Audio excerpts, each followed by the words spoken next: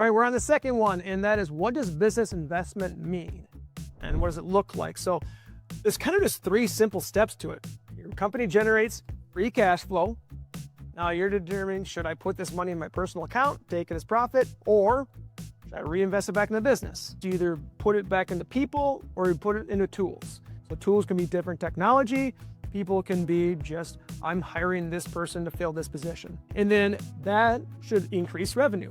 And you just keep on using that cycle. Now I'm gonna make a note that I'm not saying it's gonna necessarily increase profit, because if the revenue grows and then you take that additional revenue and put it back in to new people and tools, the profit actually doesn't grow. But you would take the profit at some point down the road.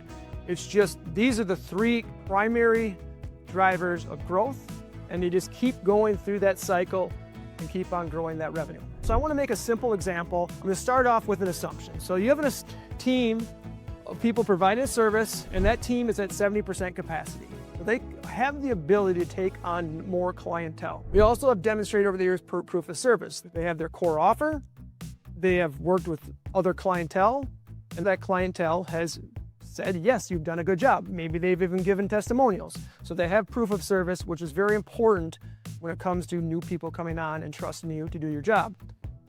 Revenue. So if they're at 70% capacity, let's keep the numbers very simple. That means they're maybe at $700,000 of revenue, and they have the capacity to be at $1 million of revenue. So here's how it's going to break down. Just because you have 700 doesn't mean that's always going to keep growing. Let's just put in a 5% churn during the time period. So during the time period between this 700,000 and this million, we're actually going to lose $35,000. And I'm just using a time period because I don't know necessarily how long it's going to take. 6 months, a year, 2 years, 3 years to be able to get to this $1 million. Depends upon how fast that team can onboard a client. So I'm using that. And now I'm not looking to get 300,000, I'm looking to get 335,000 because of the $35,000 worth of churn. I'm just going to make up this number 2, and it could be good, it could be bad. You make the determination, but say we take this free cash flow of $200,000. So there's $500,000 to service and pay the team. We have $200,000 unspoken for. We're gonna take that $200,000, and we need to turn this $200,000 into a $335,000 to be able to get to our $1 million. So what are we buying with that $200,000? We're gonna buy probably a combination of people and maybe technology. Very simple.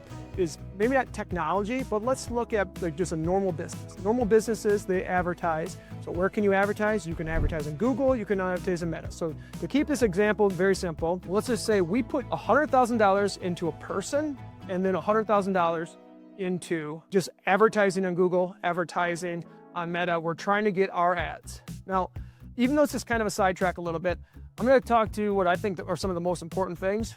There's really 4 big variables. Variable 1 is we have a team in place that's done the service before.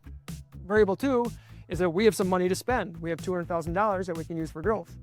Variable 3 is that we're bringing on a new person. And variable 4 is that we're gonna take more money and put into advertising. Now, if I'm gonna order the importance of this variable, this top variable is pretty important. If you have proof of service, that's gonna make the whole thing easier to advertise.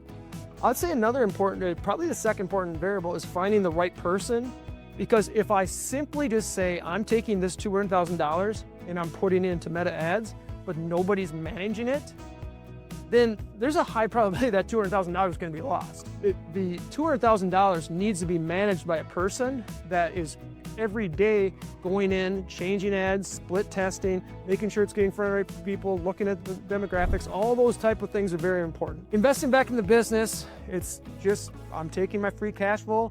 I want to get my team to capacity. How do I take the resource I have?